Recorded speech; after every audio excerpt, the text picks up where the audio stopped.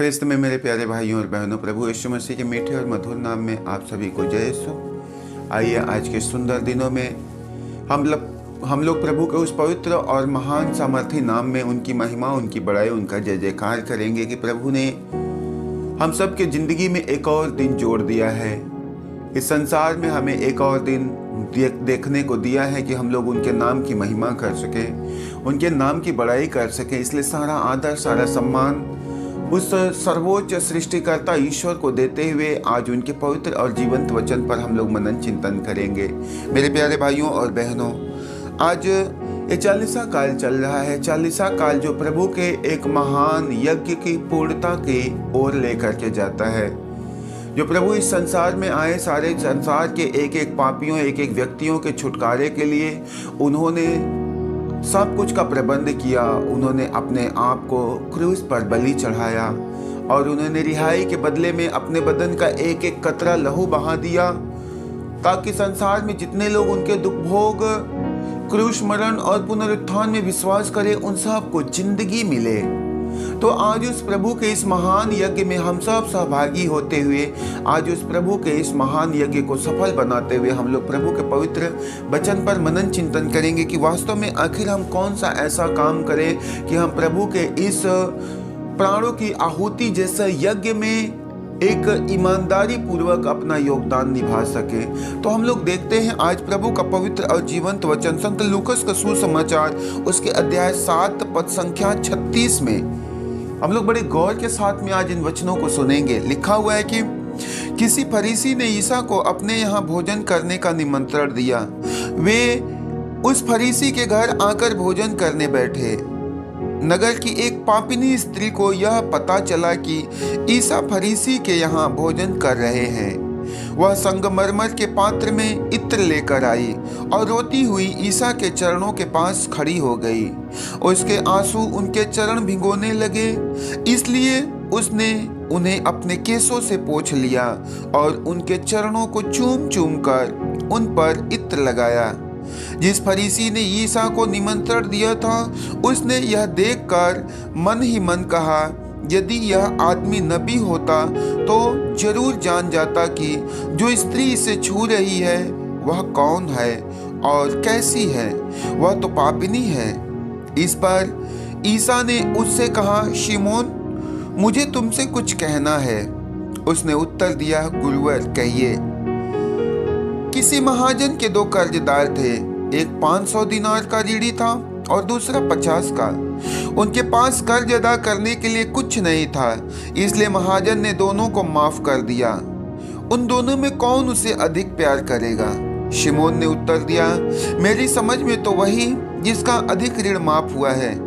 ईसा ने उससे कहा, तुम्हारा निर्णय सही है। तब उन्होंने उस स्त्री की ओर मुड़कर शिमोन से कहा कि इस स्त्री को देखते हो? मैं तुम्हारे घर आया, तुमने मेरे पैर धोने के लिए पानी नहीं दिया, पर इसने मेरे पैर अपने आंसुओं से धोए और अपने केसों से पोंछे। तुमने मेरा चुंबन नहीं किया, परंतु यह जब से भीतर आई है मेरे पैर चूमती रही है। तुमने मेरे सिर पे तेल नहीं लगाया, इसने मेरे पैरों पर इत्र लगाया है। इसलिए मैं तुमसे कहता हूँ कि इसके बहुत सारे पाप क्षमा हो गए हैं, क्योंकि इसने बहुत अधिक प्यार दिखाया है। पर जिसे कम क्षमा किया गया वह कम प्यार दिखाता है। तब ईसा ने उस स्त्री से कहा कि तुम्हारे पाप क्षमा हो गए हैं। साथ भोजन करने वाले मन ही मन कहने लगे, यह कौन है जो पापों की भी क्षमा किया करता है? पर ईसा ने उस स्त्री से कहा, तुम्हारे विश्वास ने तुम्हारा उद्धार किया है, शांति प्राप्त कर जाओ। ख्रिस्त में मेरे प्यारे भाइयों और बहनों, आज 40वां काल एक एक व्यक्तियों के लिए सच्चे हृदय से पश्चाताप करके उस प्रभु के लिए अपने आप को, अपना हृदय को तैयार करने का एक समय है। हम लोग देखते हैं कि एक फरीसी यीशु मसीह को अपने घर में भोजन के लिए निमंत्रण देता है, लेकिन उस नगर की एक पापिनी, एक व्यभिचार करने वाली स्त्री उस प्रभु के विषय में जानती है कि प्रभु फरीसी के घर में आए हुए हैं, तो वह उसके घर में बिना बुलाए पहुंच जाती है। मेरे भाइयों और बहनों, जो ही वह उस फरीसी के घर में पहुंचती है, लोग उस फरीसी को देख करके आश्चर्यचकित होते हैं कि इसे तो हमने नहीं बुलाया, ना ही इसे हमने निमंत्रण दिया, ना ही इसके पास कोई संदेश गया, लेकिन ये कैसे चली आई। मेरे भाइयों और बहनों, प्रभु यीशु से मसीह से पहले शायद वह फरीसी या अन्य सभी लोग उस स्त्री के विषय में जानते थे।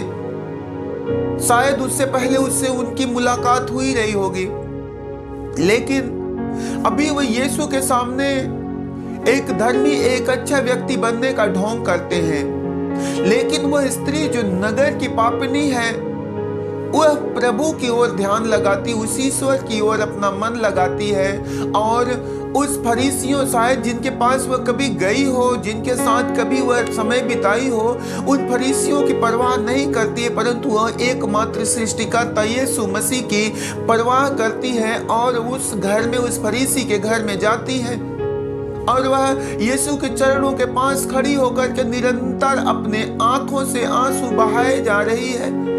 उसके आंसुओं से, उसके आंखों से बहने वाले आंसू बराबर यीशु के चरणों पर गिर रहे थे।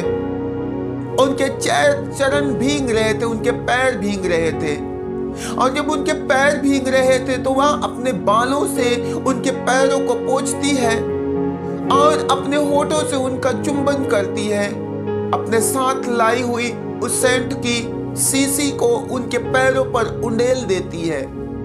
मेरे भाइयों और बहनों, आज ये सारी बातें इस तरफ इशारा करती है कि हमें उस पापिनी स्त्री के साथ समान खुले हृदय से, सब मन से यीशु के पास आना है, प्रभु के पास आना है। जैसा कि सब लोग जानते हैं कि वह एक व्यभिचार करने वाली स्त्री थी, एक वेश्या थी और वेश्या की सबसे बड़ी खासियत होती है कि वह जितनी ज्यादा खूबसूरत लगे, वह जितनी ज्यादा आकर्षित लगे, उतना ही ज्यादा वह लोगों को पाप में गिराए और वह अपना बिजनेस चलाए।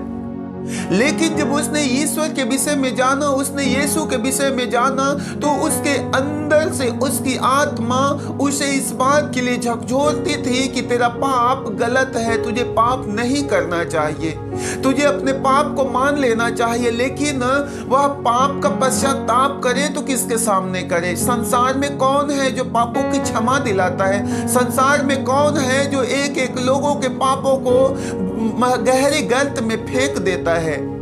तो उसने देखा कि यीशु है जो सबके पाप को क्षमा करने के लिए इस संसार में आए हैं। तो वह प्रभु के पास में जाती है और बाइबल बतलाती है कि वह अपने आंखों को, जिन आंखों को वह सजा के रखती थी ग्राहकों को या अन्य व्यक्तियों को आकर्षित करने के लिए, उन्हें इशारे करने के लिए, परंतु उन आंखों को वह अपने आंसुओं से भिगोती है। उन आंखों से निरंतर आंसू बह रहे, इसका मतलब उसके आंखों में जो काजल, जो सजावट थी, सब उस आंसुओं के साथ बह के यीशु के चरणों पर गिर पड़ती है।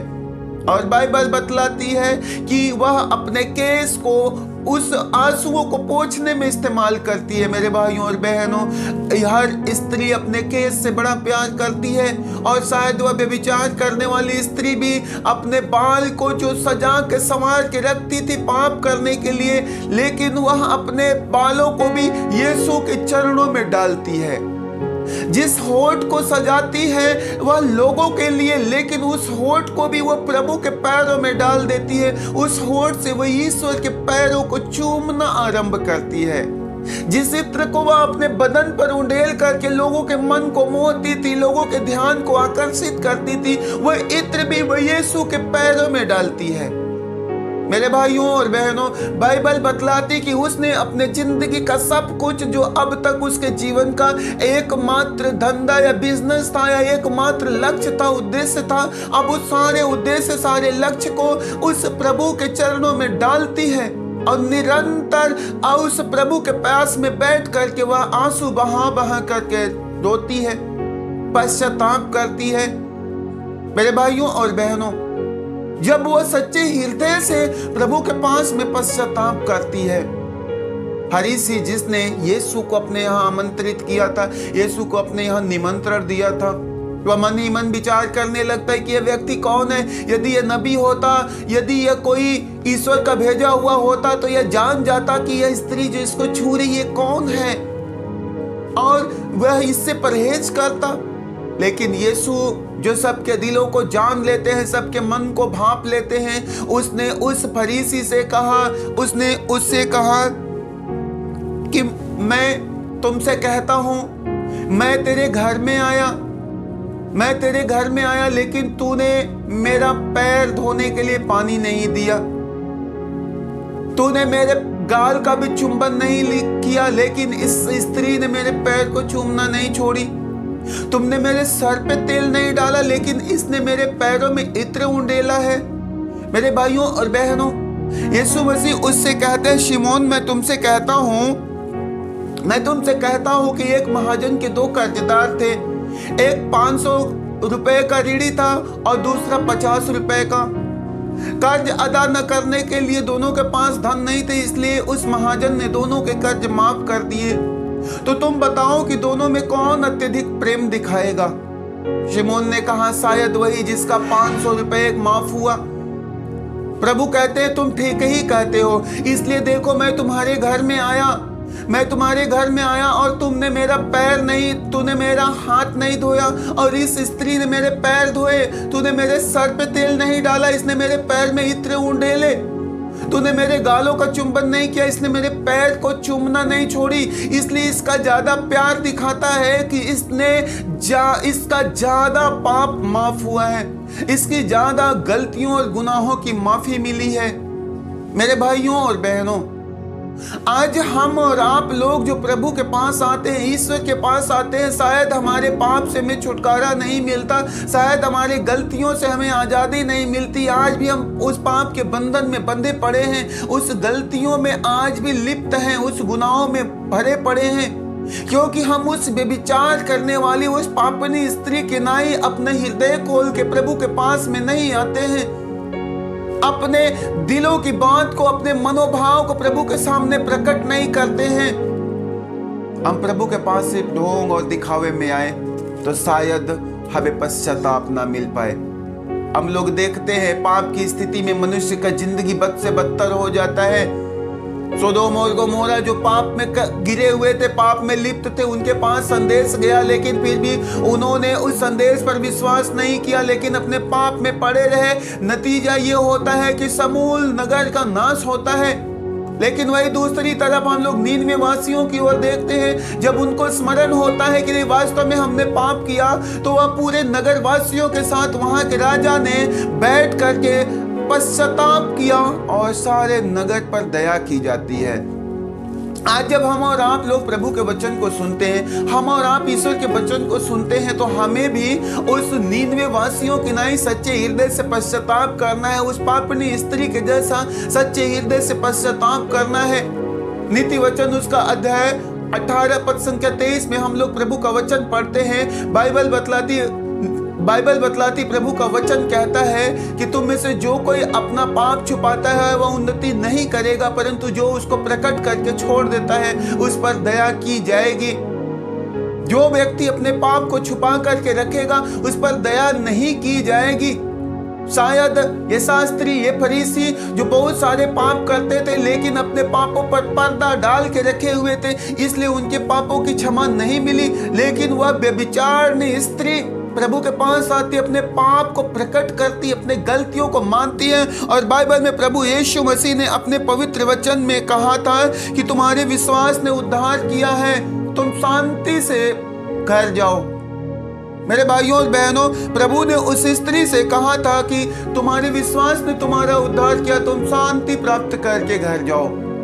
तो जब हम विश्वास के साथ प्रभु के पास आते हैं, अपने गलतियों को मानते हैं, अपने गुनाहों को प्रकट करते हैं, प्रभु हमें छुटकारा और चंगाई देता है। जिस प्रकार एक डॉक्टर के पास जाने के बाद यदि मरीज अपनी बीमारी छिपाए तो उसको इलाज नहीं मिल सकता है, उसे स्वास्थ्य लाभ नहीं मिल सकता है, उसी तरह यीशु के पास आने के बाद, उस पापों की क्षमा देने वाले, उस मुक्तिदाता, उस उद्धारकर्ता के पास आने के बाद भी यदि हम अपने पाप को छुपाएं तो हमें पापों से क्षमा नहीं मिल सकती है। यदि हम चाहते हैं कि हमें पापों से क्षमा मिले तो हमें अपने पाप यीशु के सामने मानना है।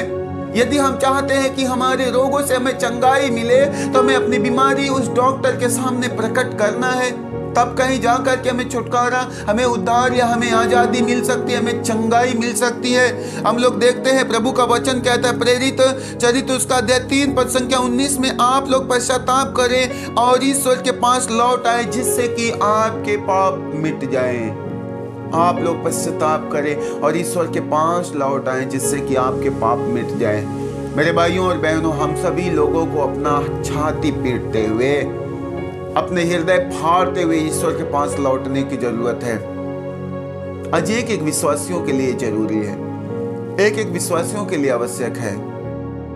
आप प्रभु में विश्वास करते हैं, आप यीशु को अपनी जिंदगी का मुक्तिदाता ग्रहण करते हैं, आप यीशु को अपने घर, अपने परिवार में मुक्तिदाता के रूप में स्वीकार कर चुके हैं, तो याद रखना, उस पापनी स्त्री के नहीं, एक बात में शायद हम भी पाप में लिप्त हों, हम भी झूठ बोलते हों। आज हमें अपने इस झूठ और कपटी जिह्वा को ईश्वर के सामने प्रकट करना है।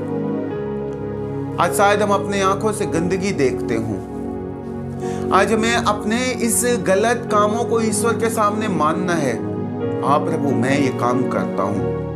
शायद मैं किसी के प्रति अपने मन में बुरे विचार रख बैठा हूँ, शायद मैं किसी के प्रति अपने मन में क्रोध और गुस्सा भर के रखा हूँ, बड़े दिनों से मेरे अंदर उबाल रहा है। मेरे भाइयों और बहनों, जब तक हम पाप को छोड़ेंगे नहीं, वह पाप हमारे जीवन में हमें खाता रहेगा, वह हमें नाश करता रहेगा, हमारे घरों को बर्बाद करता रहेगा।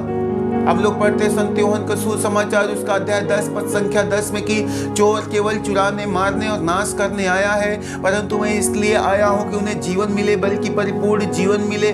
तो जब हम उस चोर को अवसर देंगे, वह हमारे अंदर में बैठा रहेगा। जब हम उसको प्रकट नहीं करेंगे, हम उसे अपने अंदर में छुपा करके रखेंगे, तो वह चोर हमें अंदर मारेगा, नाश करेगा और बर्बाद करेगा।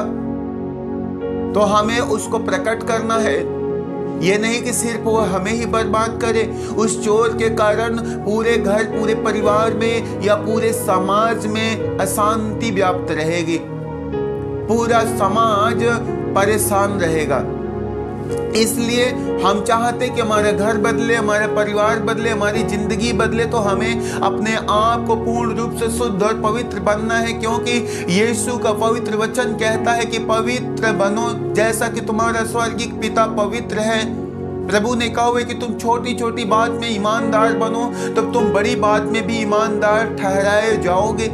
तो हम छोटी छोटी बातों को, छोटी छोटी गलतियों को माने। मेरे भाइयों और बहनों, जो बात हमें ज्यादा पीड़ा देती है, जो बात हमें ज्यादा कष्ट देती है, शायद हम उसे मनुष्य से ना कह करके, परंतु हम ईश्वर से कहते, उनके सामने प्रकट करते हैं, तो वह प्रभु हमारे समस्याओं का हमें समाधान देते हैं। जिस तरह वह व्यभिचार करने वाली स्त्री थी, जिसके मन में उसके व्यभिचार के प्रति घृणा हुई, लेकिन वह अपने वेदना को कहे तो किससे कहे, अपनी तकलीफ सुनाए तो किसको सुनाए।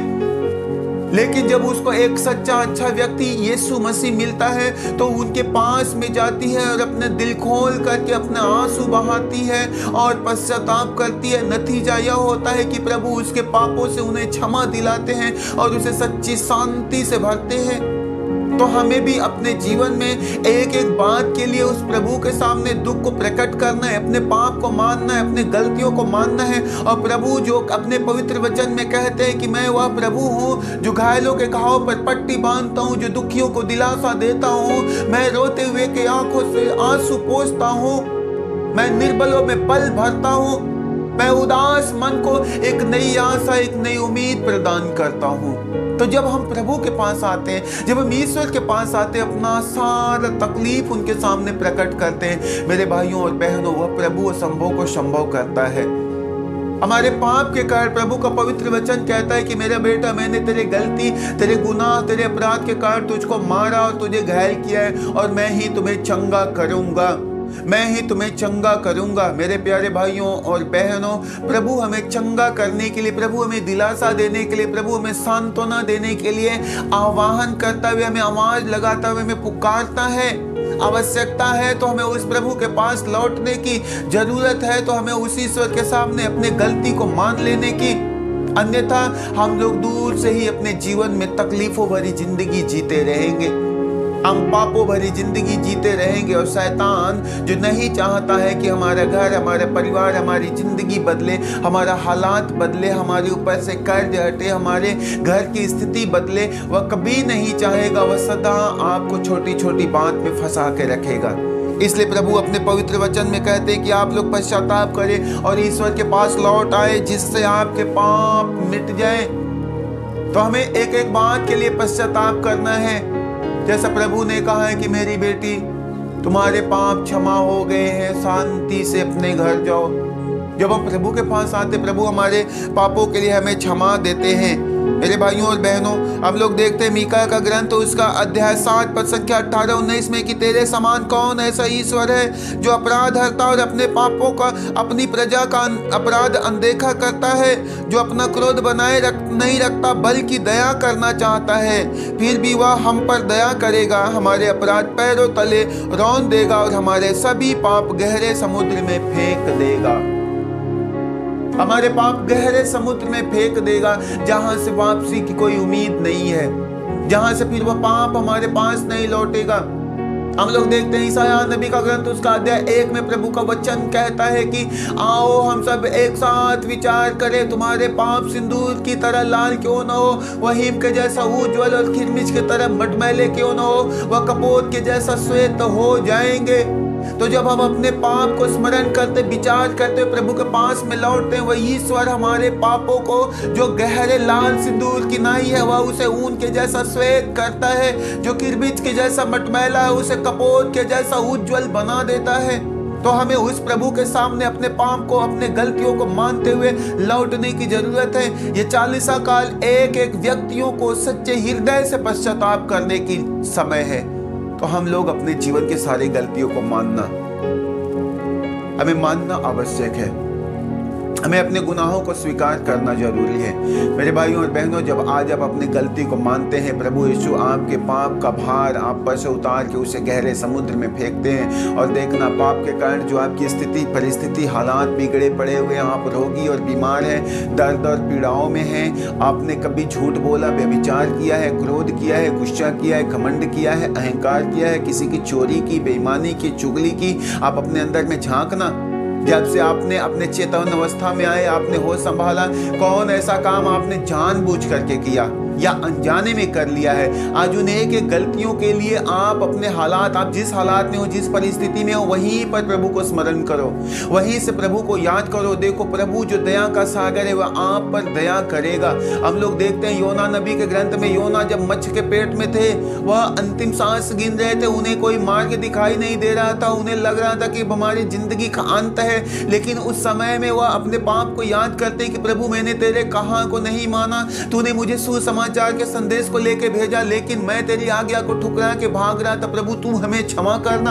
और मेरे भाइयों और बहनों, जब उस अपने मौत के एक समय में, उस अंतिम घड़ी में योना उस ईश्वर के सामने अपने गलती को मानते हैं, बाइबल बतलाती है कि ईश्वर की योजना उस पर प्रकट होती है और वह उसे फिर से एक नई जिंदगी प्रदान करते हैं। ठीक उसी प्रकार आज आप चाहे जहां कहीं भी हो, चाहे आप पाप के कारण बीमारियों में पड़े हो, पाप के कारण आप गरीबी में पड़े हो, पाप के कारण आप ईश्वर से दूर भागे हो, पाप के कारण आप समाज से दूर भागे हो, जहां कहीं भी हो, यदि आपको स्मरण होता है कि नहीं आपने गलत किया है, तो आज इसी वक्त उस प्रभु से क्षमा मांगना, उस ईश्वर से माफी मांगना। वह प्रभु जो आपके पापों को धोने में समर्थी है, वह ईश्वर जो आपके पाप को गहरे समुद्र में फेंक देता है, आज वह आप पर दया करेगा। और देखना, आने वाले दिनों में प्रभु आप पर, आपके पूरे परिवार पर, आपके परिस्थितियों पर अपनी अपार कृपा प्रकट करेगा। तो इसमें हम लोग प्रभु से प्रार्थना करेंगे। सर्वशक्तिमान ईश्वर, परम पावन परमेश्वर, पवित्र आत्मा, प्रभु धन्यवाद देते मेरे पिता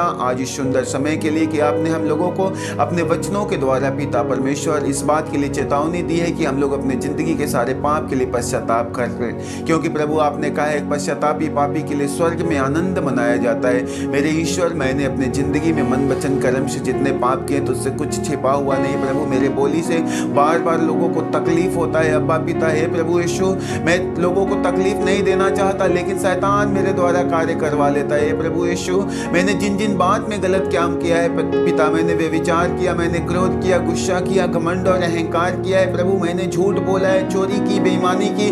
मेरे ईश्वर, मेरे एक एक गुनाह मेरे आंखों के सामने प्रत्यक्ष रूप से है और मैं सब कुछ तेरे सामने प्रकट करता हूँ। प्यारे प्रभु, आज तू मेरे सारे पापों को, सारे गलतियों को मुझे क्षमा देना और मुझे अपने समान पवित्र बनाना। प्रभु, हम आपसे प्रार्थना करते हैं, आज जितने भी लोग आज तेरे सामने पिता परमेश्वर अपने गलतियों को मानते, अपने गुनाहों को मानते हैं, मेरे प्रभु उन्हें एक एक लोगों के गलतियों और गुनाहों के लिए उन्हें क्षमा देना पिता, ताकि हर भाई बहन अपने जिंदगी में आपके महान प्रेम का अनुभव कर सके। हे पिता, आप एक एक लोगों को सच्ची शांति और सच्ची सुरक्षा प्रदान करना, जैसे आपने इस समय तक हम सभी लोगों के साथ रहा, सारा दिन, सारी रात, सारी जिंदगी हम सब के संग संग रह के रखवाली करना। हम यही प्रार्थना करते हैं पिता, पुत्र और पवित्र आत्मा के नाम में मांगते हैं, आमीन। सभी को जय यीशु।